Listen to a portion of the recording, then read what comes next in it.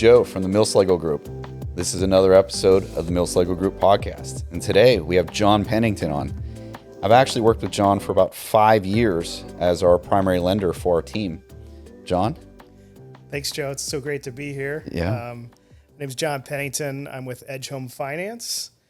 And we've been working together.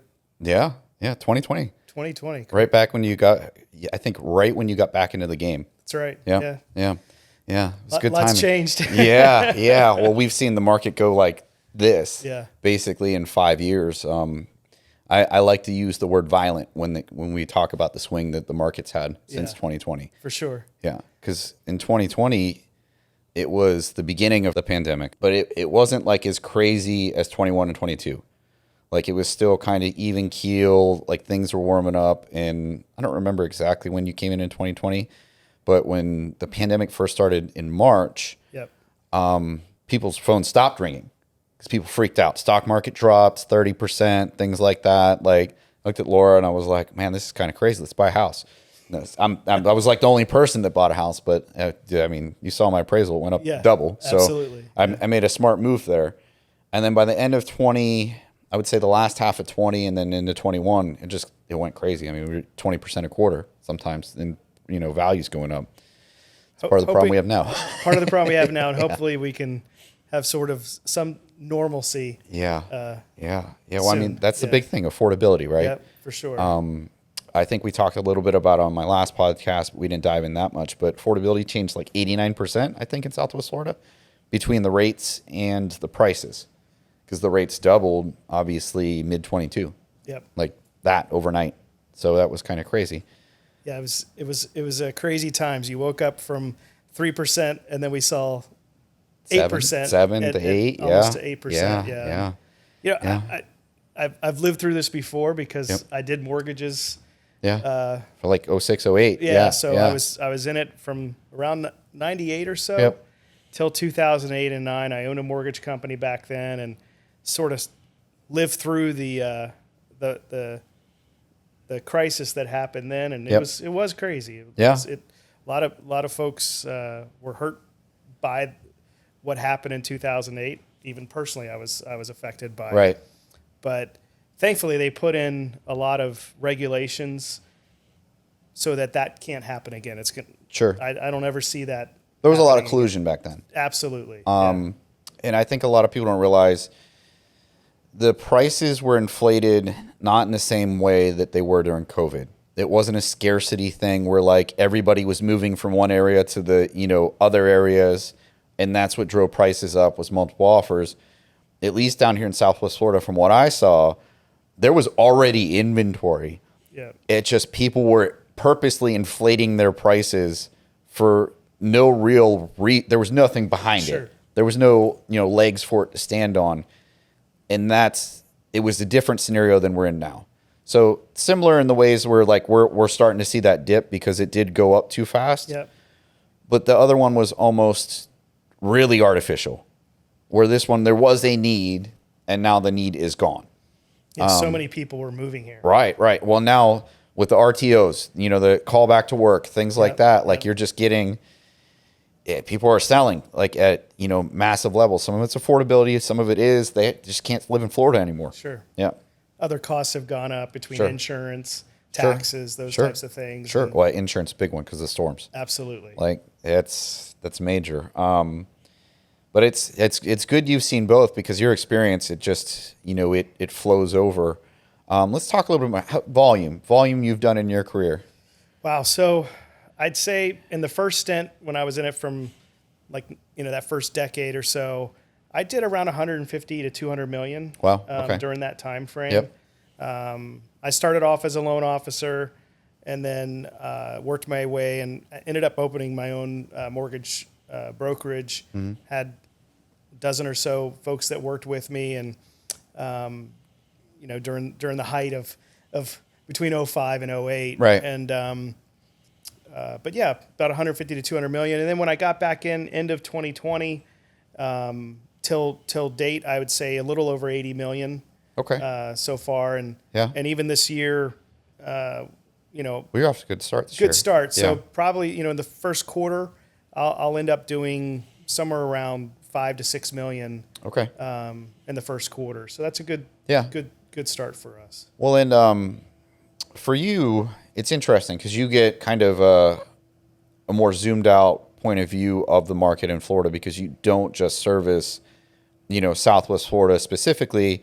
You're Orlando and a couple other areas. Yeah, on the Brevard County side, all the way down to that area, down Space Coast, Jupiter, and stuff like Correct. that. Yep. So you get to see a little bit more. I would say that our market started following first, and then the other ones are kind of playing catch up. Where like Orlando is still where it's not every house is decreasing, where you're still seeing some things that will go off within a week if they're priced right. Yep. But you have a whole different economy in Orlando. It's like its own. I mean, it is its own city, but you have jobs through Disney, you have jobs through the college, you have jobs through so many industries are there. Yeah. We don't necessarily have things like that here. It's kind of entrepreneurs, healthcare, service industry. There's not a lot of industry here. There's no giant billion-dollar company like Disney. Right. There's no UCF with 40,000 students. Sure.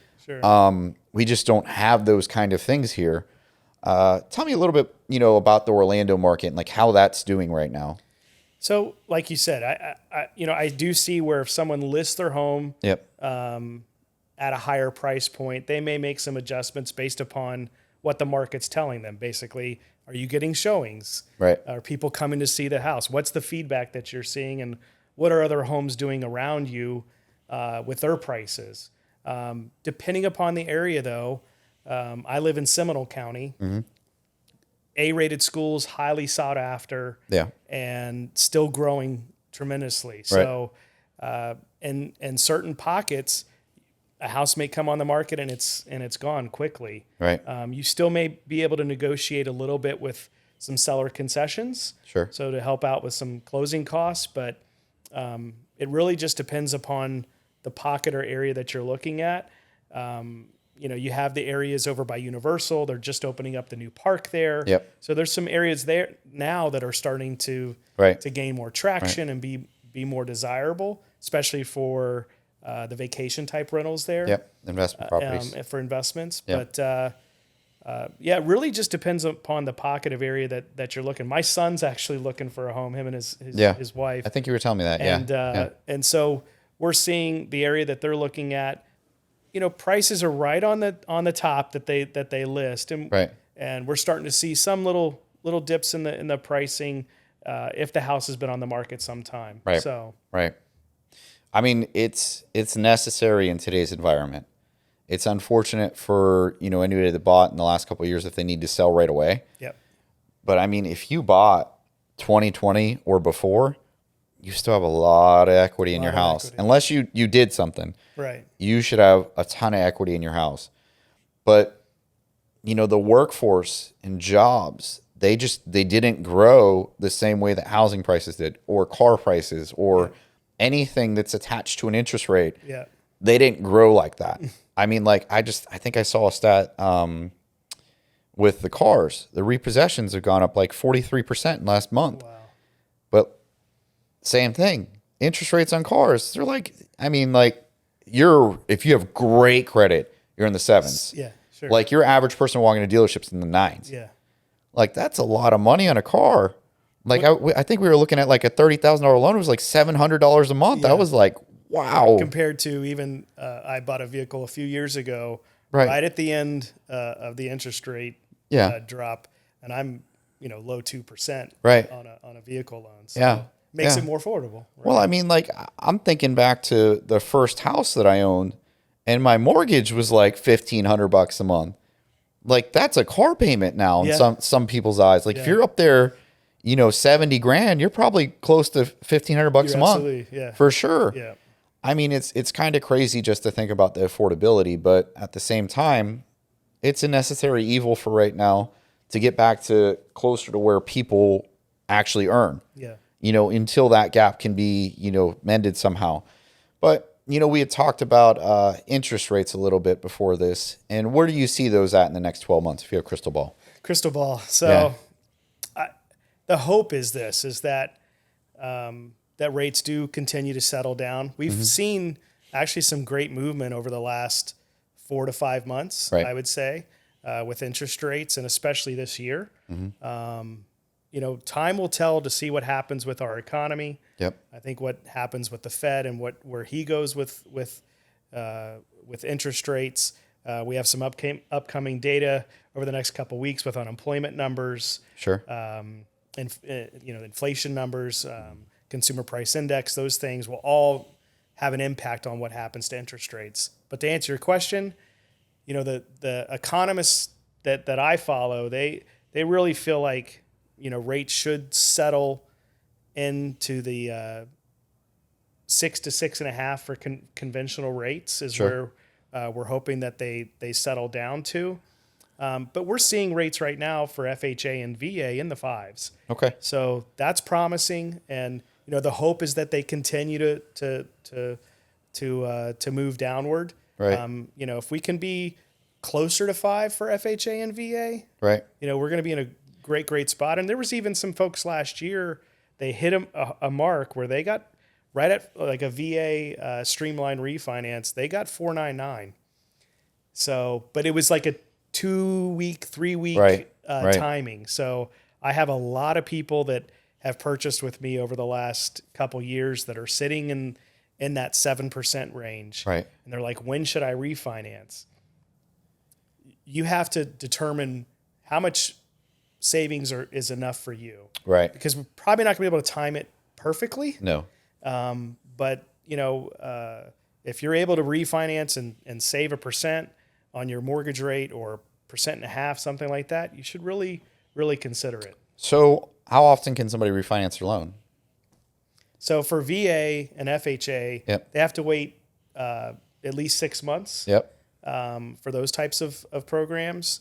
But conventional, there is no waiting period. But it's got to make sense. Right. You have to see how much you're saving compared to how much is being rolled back into the loan. Well, I mean, if they're in the mid to high 7s and they could get somewhere in the low 6s now, yeah. And let's say in 3 months, it does fall out, do it again. Do it again. Yeah. Like, right. You're going to have a ton of equity if the rates fall out, which no one thinks that's going to happen. Right. No one. I understand what you're saying when people say, oh, I'm going to wait. We've been hearing it for 2.5, 3 years almost now since they went up to where I don't know if it's just, they haven't really looked at things long term. For us to see 2 and 3% again, like something catastrophic would have to happen in the world that would not be good. It would just not be good for the world. No. We're not going to see that. No. We're just once in a lifetime. Right, right. Because it's never been like that before. Like, if we can get into the 4s for the government programs, you're talking money. That's where it's going to be really good to be at. Yep. That's the hope. And I bought my first home in 95, a long time ago. Yep. And our first interest rate, and it was a first-time home buyer type program, and rates were almost 9%. Yeah. And that was just the going interest rate. Yep. It wasn't, Well, it's interesting because if you look at the 90s, I think from like 92 to 99, the stock market went wild. Like, I think S&P 500 was guaranteeing almost 20+% every year. Yeah. I was looking at the stats of that, and I was like, some of the years it was like 29% it was going up for like 9 years straight. Yeah. But that's also when interest rates were all very high. Yeah. And it's interesting, as interest rates went up, the stock market also increased quite a bit recently in the last, few years. Absolutely. Yeah. So it's funny how those things are tied. I'm sure that, there's a better explanation for that, where the money kind of rises to the top. But I mean, like, it's one of those things where you have to take the good with the bad, right? So if you have money invested at the same time, like, yes, the affordability on the interest rate might not be where you want it, but if you had money in the stock market, bonds, anything like that, you're probably making a pretty penny right now. Absolutely. Yeah. Other than the stuff going on with Tesla, but people are buying that because they say, hey, it's half price right now. It is. Yeah. Let's go get it. Yeah. up 10% today. Right. Exactly.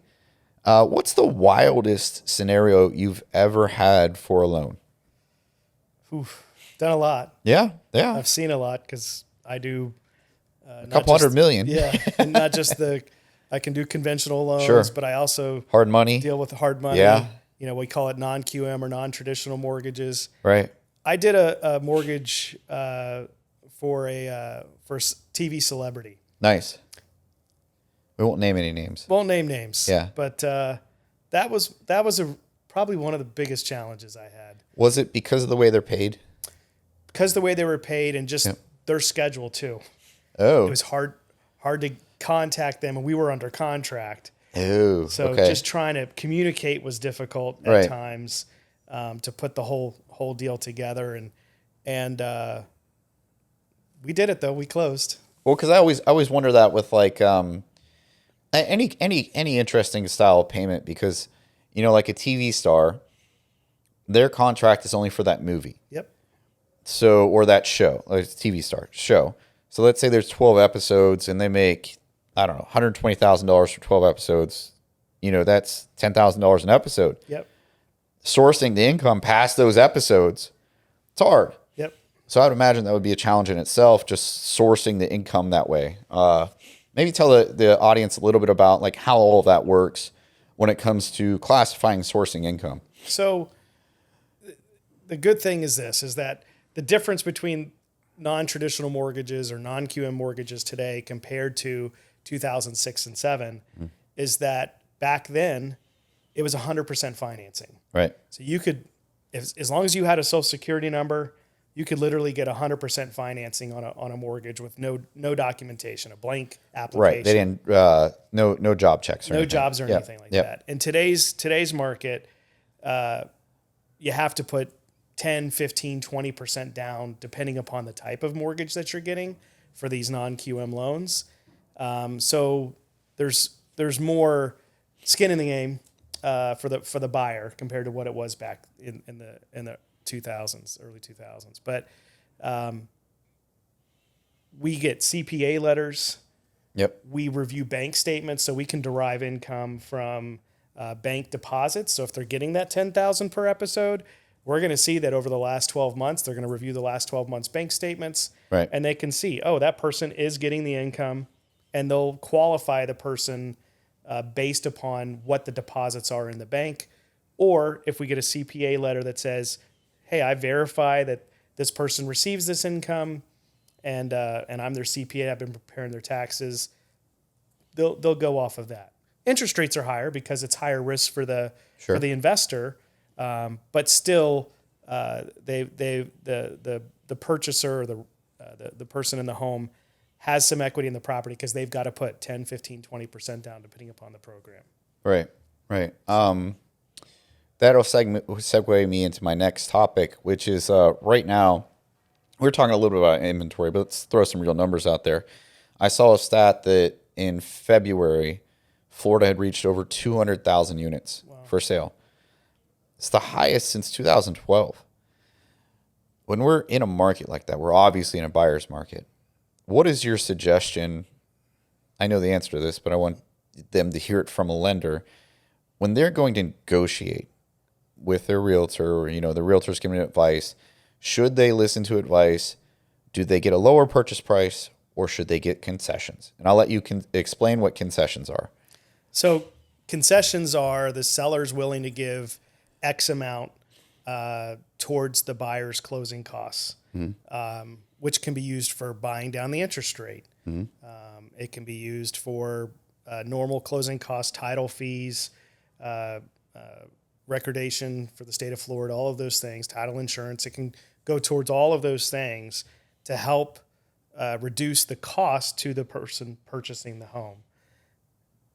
I've seen sometimes a mixture of both, where if a home's listed on the little bit higher side, you may be able to negotiate a little bit off the price, and ask for seller concessions.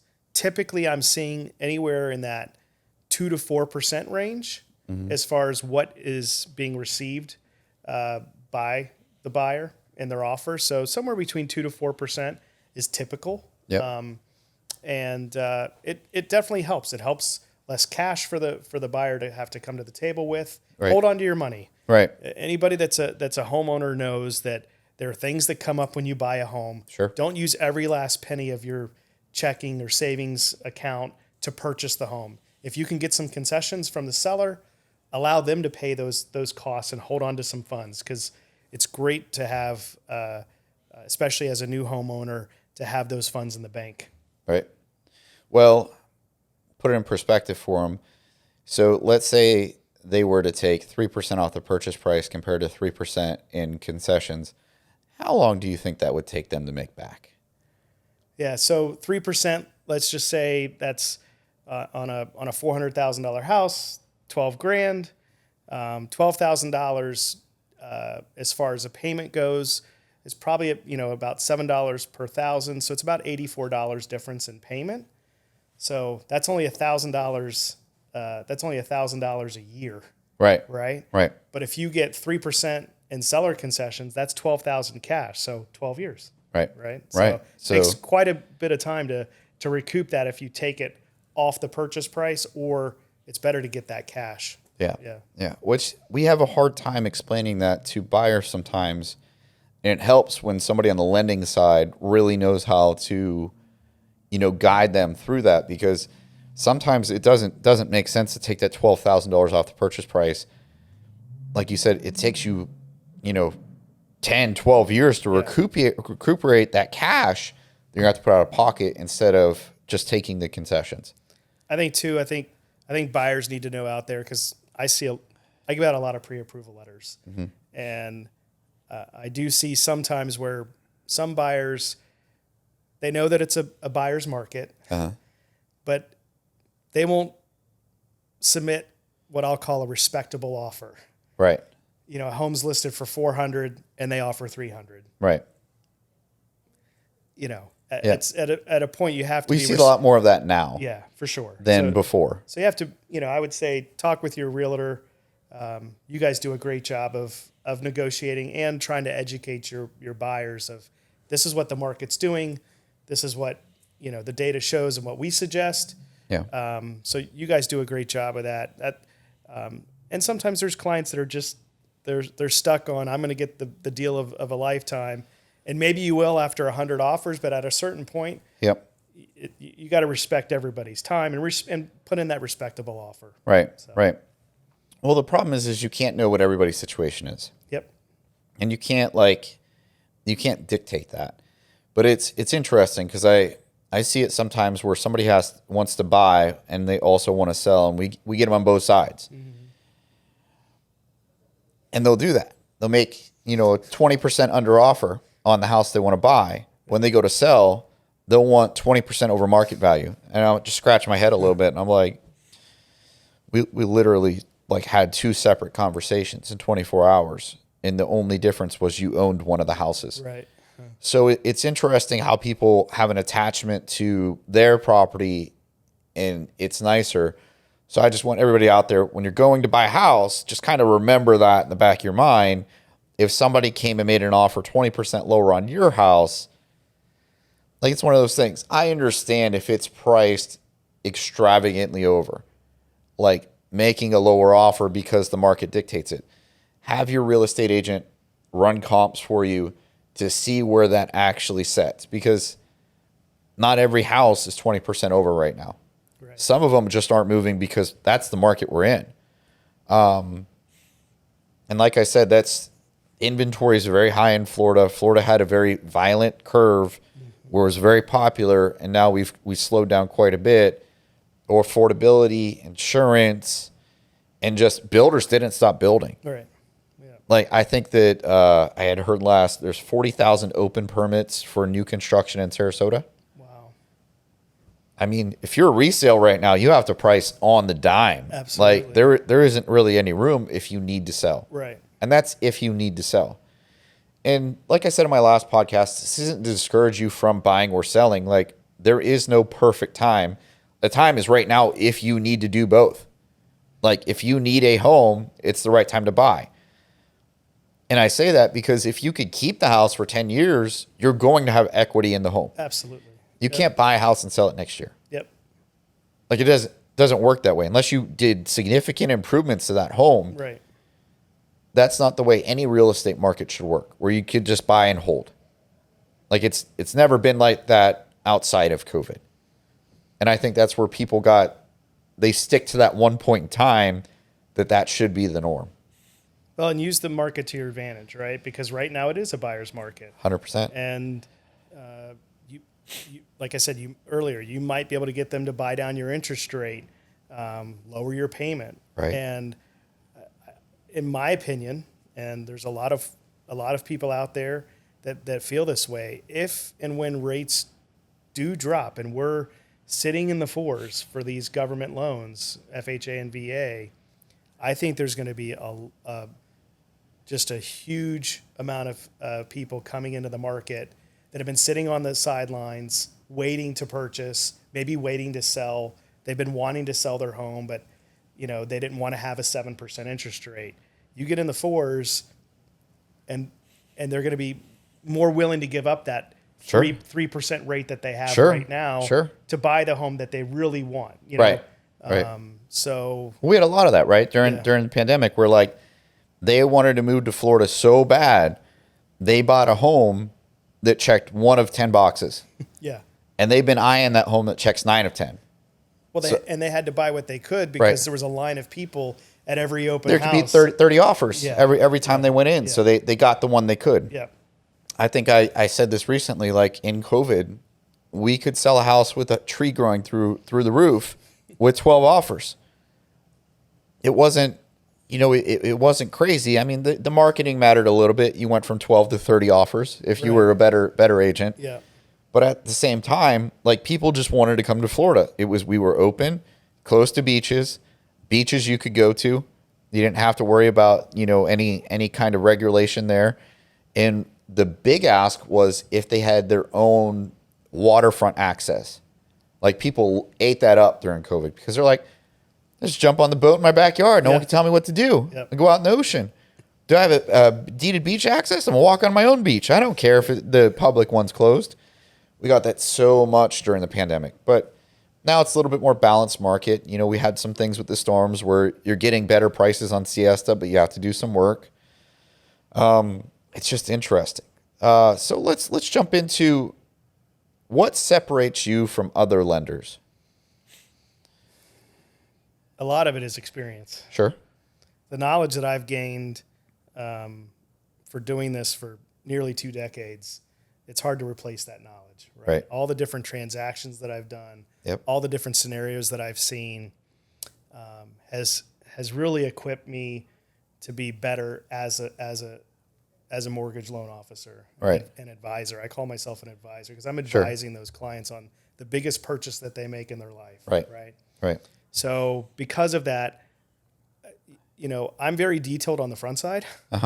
So I ask a lot of intentional questions from the borrower. Mm-hmm. I ask for specific documents up front so that when I put my stamp of pre-approval that I've given out, outside of maybe losing a job or something that happens during the process, that loan is going to close because I've done my due diligence on the front side. And I was fortunate enough that I've had underwriters that have worked for me. Right. So I've been able to pick their brain and learn from them. And so it's just allowed me to be well-rounded because I think like an underwriter. Right. When asking specific questions, because I know what an underwriter is going to look for. Yep. And I want the mortgage process itself, because buying a home, they say, can be one of the biggest stressful events in our life. Sure. I want to remove that stress. And I say that on my initial call. My job is to make this as stress-free as possible. I'm going to ask you for specific documents up front. I don't need all of it, 100% of it, but the more you can give me, the better chance we have of making this as easy as possible so that I'm not continually coming back to you going, oh, Joe, I also need this, and I also need this. Right. That's when it gets stressful because the client goes, well, why didn't you just ask for me up front all these documents? So I ask for them up front because I know what's going to be needed. Right. I think it's helped my track record for sure. Yeah, well, I can attest that you have never dropped a loan that I'm aware of for our team or for myself after you've given us the pre-approval. Like you said, unless there was some weird circumstance that happened that they like completely messed up their life in 30 days. You know what I mean? Outside of that, like it's nothing that was controllable on your end. I like the term that, you know, your pre-approvals are gold. Yeah. So once you give them out, they're as good as gold, you know, because you're going to get to the closing. Like I said, barring anything's wrong with the house, storms, stuff like that, you know, acts of God, things like that happen. Sure. And you also, when you switched to Edge, it gave you a competitive advantage with rates. Huge. Yeah. So I'm a mortgage broker. Sure. And so I've done a lot of things in the mortgage industry over the years, worked for some of the largest, I won't name them, retail lenders out there. And by far, it's not even close. Right. How different our rates, our costs are, because we don't have all the layers of management and this and that we pass on to the consumer. Right. We remove those things, so we're less expensive, we're faster, and we're better at what we do as a broker. I've got 70 to 100 lenders that I can send a particular loan to, and I've got those lenders fighting for our business. Edge Home Finance, we have over 1,000 loan officers. We did over $7.5 billion in volume last year, so we're one of the top mortgage brokers in the country. Right. And so we have some advantages because of that. Right. And we pass that on to the consumer. It's a win-win for everybody. Right. It really That's is. you out there. It is. Yeah. Yes. That brings me to another topic. So your style of lending compared to, let's say, a big bank. So I would say sometimes with big banks, they have their box of guidelines that they work in. Yeah. And I've actually had several large banks where they've referred me business because they can't do the loan. You know, they have to have specific credit scores for government loans. We go down to a 500 credit score. Right. They don't offer those types of programs. We can do manual underwriting, meaning that an underwriter will look at the file and it has to meet specific guidelines for it, but it's a little bit more or a lot more flexible in terms of that. We have those non-traditional mortgages, so we can derive income from bank statements. We have no doc investment loans. Right. So those are programs that banks just don't offer. Yeah. The way I like to put it is, when you hit a wall, you go through it. Where they hit a wall and they stop, like they're kind of done. But also, like they're limited. Like a lot of them, you know, you get them from 9 to 3, 9 to 5, in that range. If let's say you work overnights or something, wonder if you work 9 to 5, like it's going to be a harder process all around. I've picked up so many deals from your team because they're working with a bank. Yep. It's Saturday. Yep. They're going out and looking at houses, and they can't get a hold of their lender. Right. And they know when they call me, I answer the phone. Right. And I've gotten them pre-approved that same day. Yep. And my only thing that I ask is, hey, I've gotten you pre-approved. I'm giving you a better deal than they gave. Right. I just ask that you stay with me because I'm working today. Unfortunately, your loan officer's not, and that's the difference, right? We work. I'm available 7 days a week. Really am. Right. And I mean, in real estate, we kind of work the hours that everybody else doesn't. Sure. So, I mean, the banking system isn't there really to give you a mortgage in most situations. I'd hate to say it, but I mean, they're not set up that way. That's just something, an add-on that they offer. Right. Like a credit card that they can provide. Yeah. Well, I think I saw a stat one time that Wells Fargo buys more mortgages than everybody else. Yeah. They don't necessarily give them. They service them. Right. Yeah. Right. So it's interesting, the concept on, you know, they view mortgages. It's more of a vessel for them to earn income after it's all the work's been done. And then how long has that person been doing mortgages as well? Right. So Right. Well, yeah, you don't know with the bank. you don't know with the bank. Correct. They could have gotten licensed last week. Correct. So, again, that's where the knowledge and the years that I've had, it helps. It separates. It helps. Definitely does. So, in contrast between this market and the market, I would say right around the mortgage bubble that happened in '08, what do you think the real answer is for a more balanced market? Because right now we're a pretty evident buyer's market. The swing is pretty hard right now. I'd say, more of a consistency with where rates are at. Yep. I think will help with that. We've had a lot of ebbs and flows and ups and downs. Sure. Going from 3% to nearly 8% and then dropping back into the sixes. Hopefully we can have just a steady, right, steady interest rate. We've also had, things happening around the country politically. So hopefully some things will stabilize there. Job market. Yep. Yep. We just need some consistency there. And I'm very optimistic that we will. Right. Right. Home ownership is, you said this earlier, it doesn't always have to be based upon what the market's doing. No. It's based upon life, right? When it fits you. So yep. Trying to time everything perfectly, take a deep breath and, ask yourself, is now the time that's best for me? Right.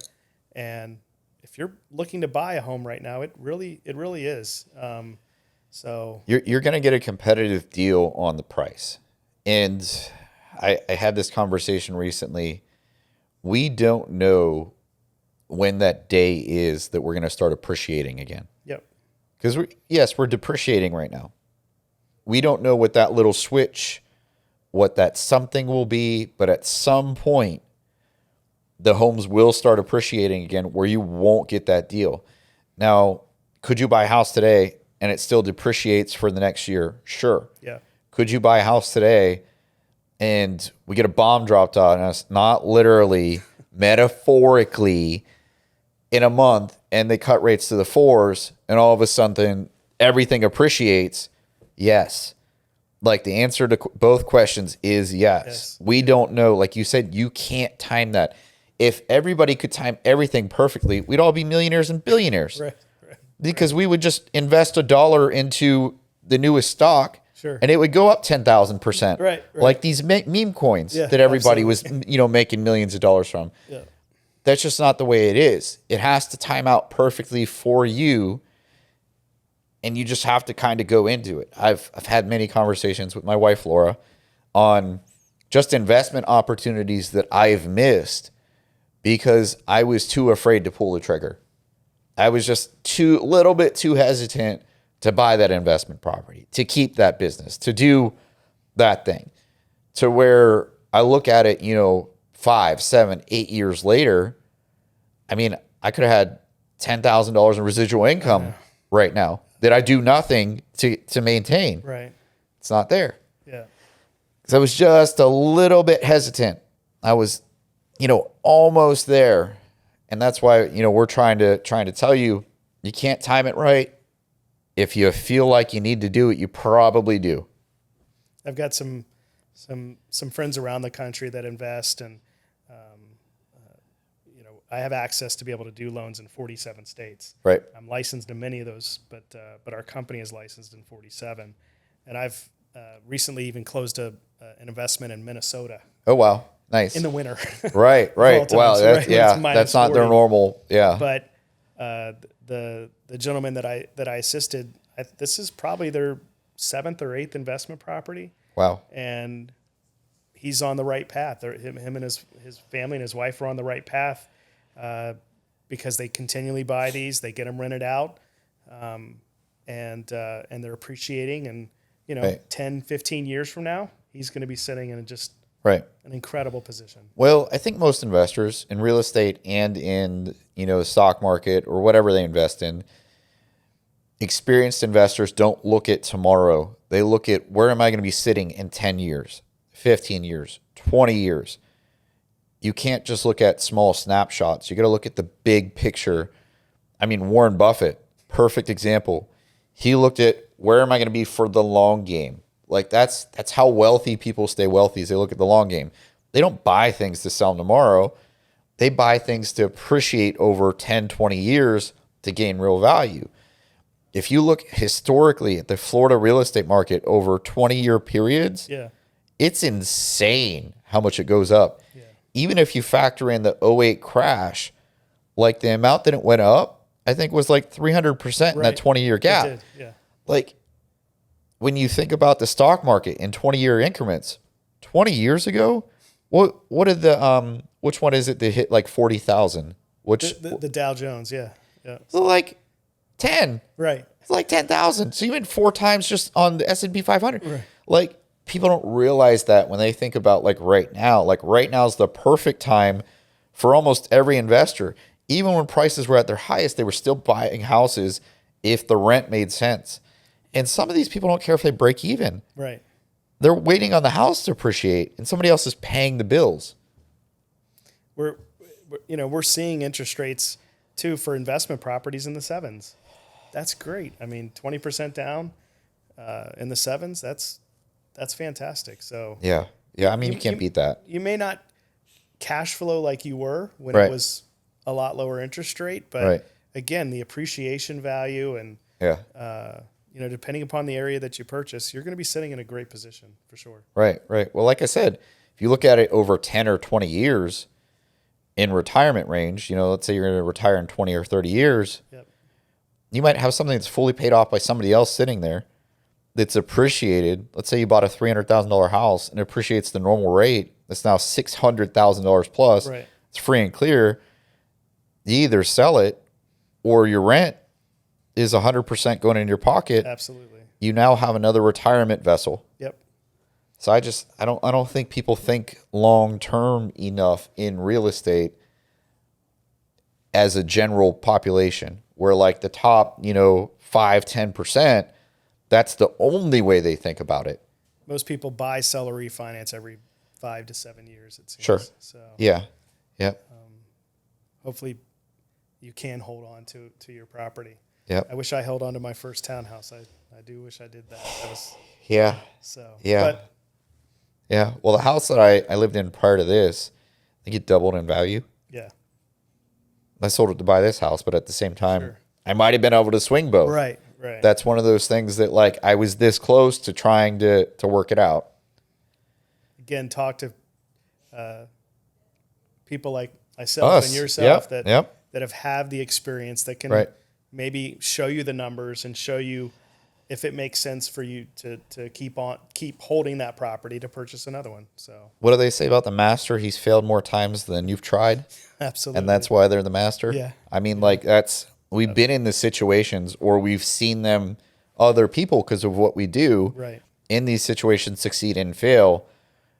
That gives us a lot of the answers. Yep.